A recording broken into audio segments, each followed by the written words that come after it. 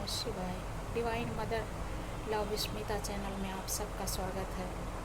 जिन्होंने सब्सक्राइब किया है और लाइक किया है उन सबको धन्यवाद करती हूँ, ब्लेस्ड करती हूँ। जिन्होंने लाइक सब्सक्राइब नहीं किया है तो प्लीज़ लाइक सब्सक्राइब करें।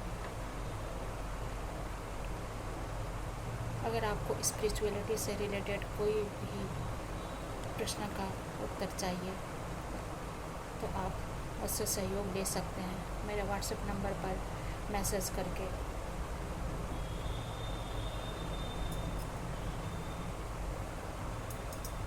और प्लीज़ कॉल ना करें, सिर्फ मैसेज ही करें।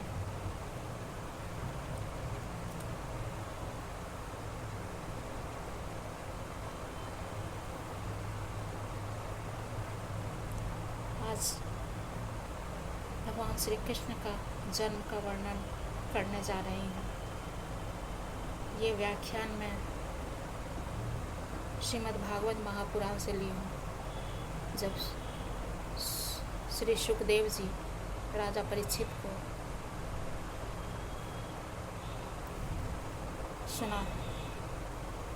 कथा सुनाते हैं, श्री सुखदेव जी कहते हैं,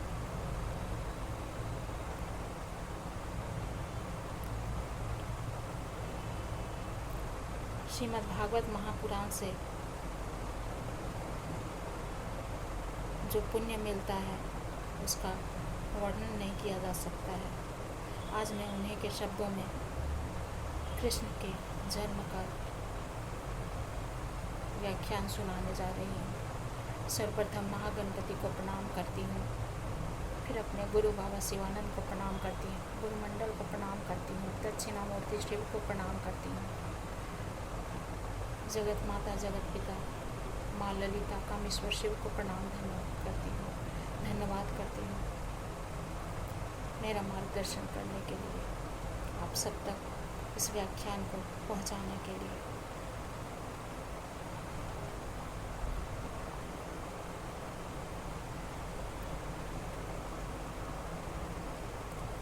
सुखदेव जी कहते हैं, परीक्षित, कंस एक तो स्वयं बड़ा बलशाली था और दूसरे मगध नरेश जरासंध की उसे बहुत सहायता प्राप्त थी।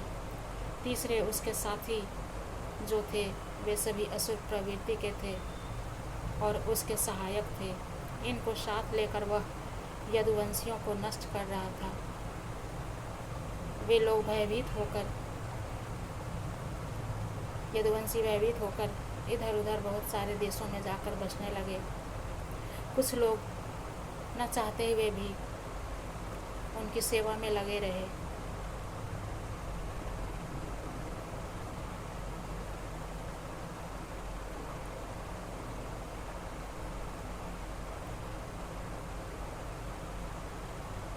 क्योंकि कंस नहीं चाहता था कि एक भी यदुवंशी, विशेषकर जो छोटे बालक हैं, वो बचे।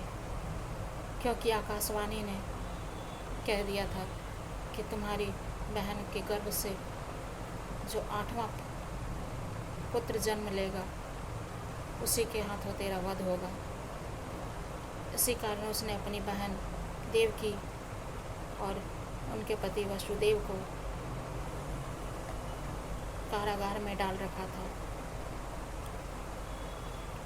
समय बीता, एक एक कर देवकी 6 बार गर्भवती हुई और उसकी 6 संतान को कंस ने मार डाला।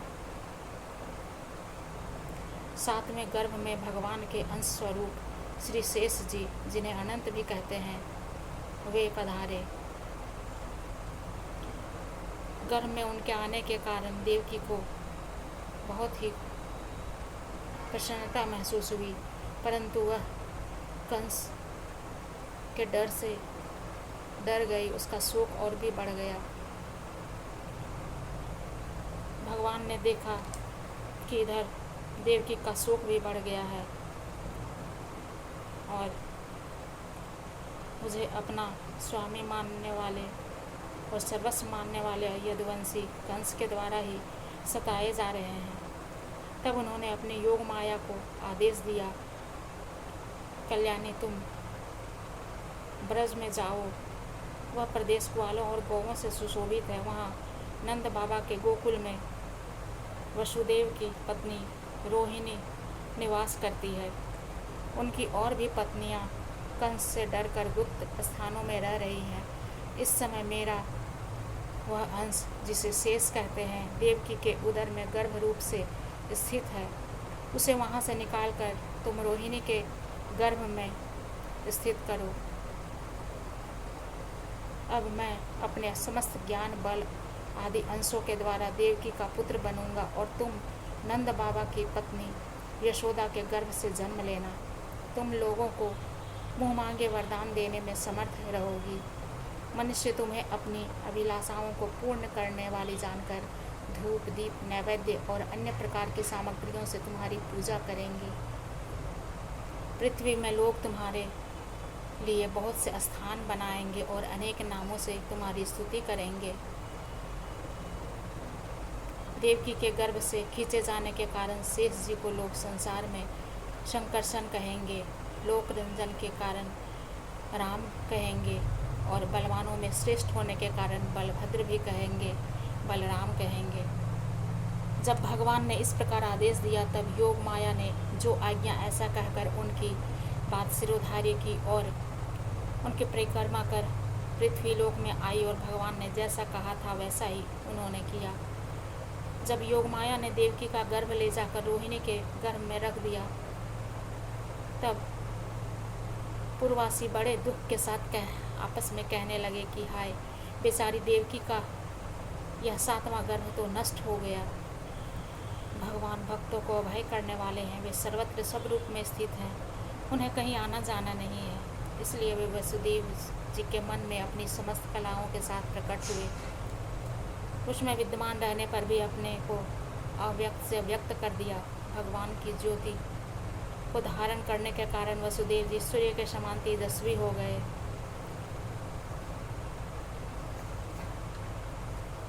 भगवान के उस ज्योतिर्मय अंश को भी जगत का परम मंगल करने वाला है। वसुदेव के द्वारा आधान किए जाने पर देवकी ने ग्रहण किया। जैसे पूर्व दिशा चंद्रदेव को धारण करती है, वैसे ही शुद्ध सत्व से संपन्न देवकी ने विशुद्ध मन से सर्वात्मा एवं आत्मस्वरूप भगवान को धारण किया। भगवान सारे जगत के निवास स्थान है। देवकी उनका भी निवास स्थान बन गई, परंतु बड़े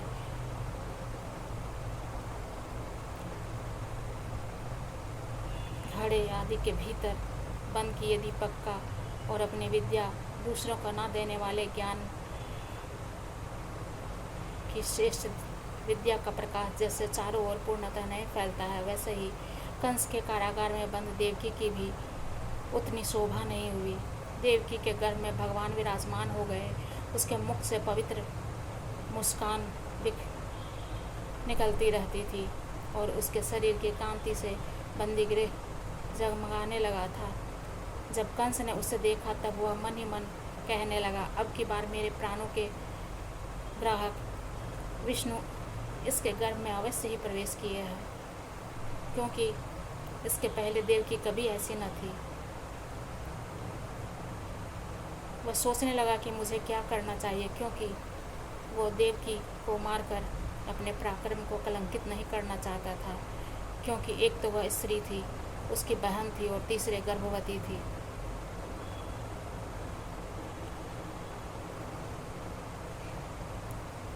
वह देहाभिमानियों के योग्य घोर नरक में नहीं जाना चाहता था। यद्यपि वो मार सकता था देवकी को, लेकिन वह इस क्रूरता के विचार से निवृत्त हो गया। वह भगवान के प्रति वैर भाव मन में रखकर उनके जन्म की प्रतीक्षा करने लगा। हर पल हर समय उसे सर्वत्र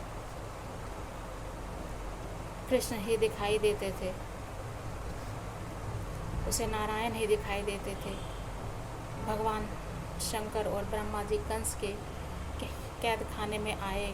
उनके साथ अपने अनुचरों सहित समस्त देवता और नारद आदि ऋषि भी थे। वे लोग सुमधुर वचनों से सबकी अभिलाषा पूर्ण करने वाले श्रीहरि की स्तुति करने लगे।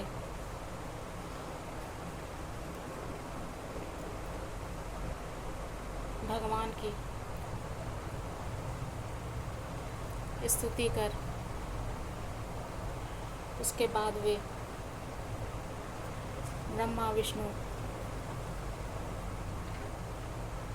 महेश्वर रूप में, ब्रह्मा और महेश्वर रूप में सभी देवताओं ने स्तुति की।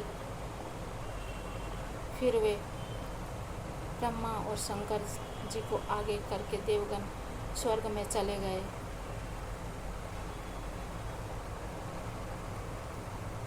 जब समस्त शुभ गुणों से युक्त बहुत सुहावना समय आया, रोहिणी नक्षत्र था। आकाश के सभी नक्षत्र, ग्रह और तारे शांत शोभायमान हो रहे थे। दिशाएं स्वच्छ प्रसन्न थी। निर्मल आकाश में तारे जगमग कर रहे थे। पृथ्वी बड़े बड़े नगर, छोटे छोटे गांव, हीरों की बस्तियां और हीरो आदि की खानें मंगलमय हो रही थी। नदियों का जल निर्मल हो गया था। रात्रि के समय भी सरोवरों में कमल खिल गए। वन में वृक्षों की पंक्तियां रंग बिरंगे पुष्पों के गुच्छों से लद गई। रात्रि में पक्षी चहक रहे थे, भौरे गुनगुना रहे थे। उस समय परम पवित्र और शीतल मंद सुगंध वायु अपने स्पर्श से लोगों को सुखदान करती हुई बहरने लगी। ब्राह्मणों के अग्निहोत्र की कभी न बुझने वाली अग्नियाँ, जो कंस के अत्याचार से बुझ गई थी, वे स्वयं ही जल उठी। संत पुरुष पहले से ही चाहते थे कि असुरों की बढ़ती न होने पाए। अब उनका मन सहसा प्रसन्नता से भर गया। जिस समय भगवान के आविर्भाव का अवसर आया, स्वर्ग में दुंदुभियां अपने आप बज उठी। अप्सराएं आदि नृत्य करने लगी। सिद्ध और चारण भगवान के मंगलमय गुणों की स्तुति करने लगे। बड़े बड़े देवता और ऋषि मुनि आनंद से भरकर पुष्पों की वर्षा करने लगे। जल से भरे बादल समुद्र के पास जाकर धीरे धीरे गरजने लगे। जन्म मृत्यु के चक्र से छुड़ाने वाले जनार्दन के अवतार का समय था। निश्चित काल चारों ओर अंधकार का साम्राज्य था। उसी समय सबके हृदय में विराजमान भगवान विष्णु देवरूपिणी देवकी के गर्भ से प्रकट हुए। जैसे पूर्व दिशा में 16 कलाओं से पूर्ण चंद्रमा का उदय हो गया हो। वसुदेव जी ने देखा, उनके सामने एक अद्भुत बालक है। उसके नेत्र कमल के समान कोमल और विशाल हैं। 4 सुंदर हाथों में शंख, चक्र, गदा, चक्र और कमल लिए हुए है। वक्ष स्थल पर श्रीवत्स का चिन्ह अत्यंत सुंदर सुवर्णमयी रेखा है। गले में कौस्तुभ मणि झिलमिला रही है। वर्षाकालीन मेघ के समान परम सुंदर श्यामल शरीर पर मनोहर पीतांबर फहरा रहा है। बहुमूल्य वैदूर्य मणि के किरीट और कुंडल कांति से सुंदर सुंदर घुंघराले बाल सूर्य की किरणों के समान चमक रहे हैं। कमर में चमचमाती करघनी लड़ियां लटक रही हैं। बाहों में बाजूबंद और कलाइयों में कंगन शोभायमान हो रहे हैं। इन सब आभूषणों से सुशोभित बालक के अंग अंग से अनोखी छटा छिटक रही थी। जब वसुदेव जी ने देखा कि मेरे पुत्र के रूप में तो स्वयं भगवान ही आए हैं, तब पहले तो उन्हें असीम आश्चर्य हुआ। फिर आनंद से उनकी आंखें खिल उठी। उनका रोम रोम प्रसन्नता से भर गया। श्री कृष्ण का जन्मोत्सव मनाने की उतावली में उन्होंने उसी समय ब्राह्मणों के लिए 10,000 गायों का संकल्प कर दिया। भगवान कृष्ण अपनी अंग कांति से सूतिका गृह को जगमगा रहे थे। जब वसुदेव जी को यह निश्चय हो गया कि ये तो परम पुरुष परमात्मा ही हैं, तब भगवान का प्रभाव जान लेने से उनका सारा भय जाता रहा। अपनी बुद्धि स्थिर करके उन्होंने भगवान के चरणों में अपना सिर झुका दिया और हाथ जोड़कर उनकी स्तुति करने लगे।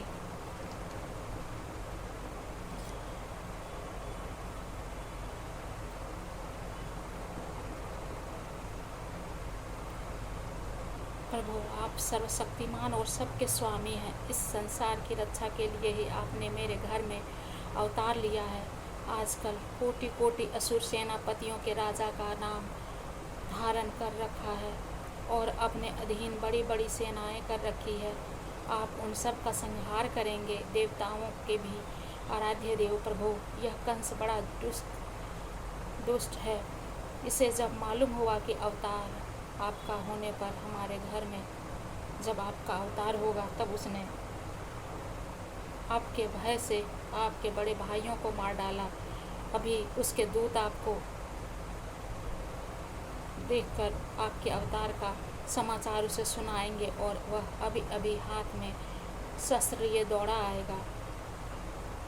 श्री सुखदेव जी कहते हैं, परीक्षित, इधर देवकी ने भी देखा कि मेरे पुत्र में तो पुरुषोत्तम भगवान के सभी लक्षण मौजूद हैं।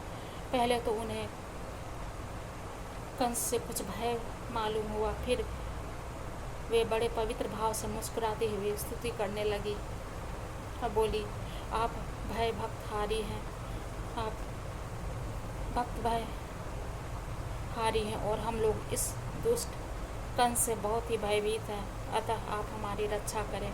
आपका यह चतुर्भुज दिव्य रूप ध्यान की वस्तु है। इसे केवल मांस मंचावे शरीर पर ही दृष्टि रखने वाले देहाभिमानी पुरुषों के सामने प्रकट मत कीजिए।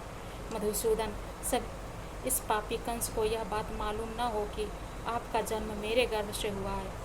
आपके लिए मैं कंस से बहुत डर रही हूँ। विश्वात्मा, आपका यह रूप अलौकिक है। आप शंख चक्र गदा और कमल की शोभा से युक्त अपना यह चतुर्भुज रूप छिपा लीजिए। प्रलय के समय आप इस संपूर्ण विश्व को अपने शरीर में वैसे ही स्वाभाविक रूप से धारण करते हैं जैसे कोई मनुष्य अपने शरीर से में रहने वाले छिद्र रूप आकाश को। वही परम पुरुष परमात्मा आप मेरे गर्भवासी हुए। यह आपकी अद्भुत मनुष्य लीला नहीं तो और क्या है।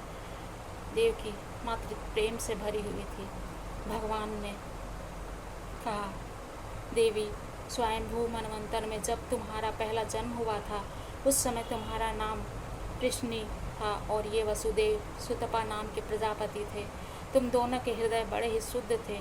जब ब्रह्मा जी ने तुम दोनों को संतान उत्पन्न करने की आज्ञा दी, तब तुम लोगों ने इंद्रियों का दमन करते हुए उत्कृष्ट तपस्या की। तुम दोनों ने वर्षा, वायु, घाम, शीत, उष्ण आदि काल के विभिन्न गुणों को सहा और प्राणायाम के द्वारा अपने मन के मल भी धो डाले। तुम दोनों कभी सूखे पत्ते खा लेते, कभी हवा पीकर रह जाते। तुम्हारा चित्त बड़ा शांत था। तुम लोगों ने मुझसे अभीष्ट वस्तु प्राप्त करने की इच्छा से मेरी आराधना की, मुझ में चित्त लगाया। ऐसा परम दुष्कर घोर तप करते करते देवताओं के 12,000 वर्ष बीत गए। पुण्यमयी देवी, उस समय मैं तुम दोनों पे प्रसन्न हुआ, क्योंकि तुम दोनों ने तपस्या, श्रद्धा और प्रेममयी भक्ति से अपने हृदय में नित्य निरंतर मेरी साधना की थी। उस समय तुम दोनों की अभिलाषा पूर्ण करने के लिए वर देने वाला राजा मैं इसी रूप में तुम्हारे सामने प्रकट हुआ। जब मैंने कहा कि तुम्हारी जो इच्छा हो मुझसे मांग लो, तब तुम दोनों ने मेरे जैसा पुत्र मांगा। उस समय तक विषय भोगों से तुम लोगों का कोई संबंध नहीं हुआ था। तुम्हारी कोई संतान भी न थी, इसलिए मेरी माया से मोहित होकर तुम दोनों ने मुझसे मोक्ष नहीं मांगा। तुम्हें मेरे जैसा पुत्र होने का वर प्राप्त हो गया और मैं वहाँ से चला गया। अब सफल मनोरथ होकर तुम लोग विषयों का भोग करने लगे। मैंने देखा कि संसार में शील, स्वभाव, उदारता और अन्य गुणों में मेरे जैसा दूसरा कोई नहीं है, इसलिए मैं ही तुम दोनों का पुत्र हुआ और उस समय मैं कृष्णगर्भ के नाम से विख्यात हुआ। फिर दूसरे जन्म में तुम अदिति हुई और वसुदेव कश्यप हुए। उस समय भी मैं तुम्हारा पुत्र हुआ। मेरा नाम था उपेंद्र। शरीर छोटा होने के कारण लोग मुझे वामन भी कहते थे। सती देव की, तुम्हारे इस तीसरे जन्म में भी मैं उसी रूप से फिर तुम्हारा पुत्र हुआ हूँ। मेरी वाणी सर्वदा सत्य होती है। मैंने तुम्हें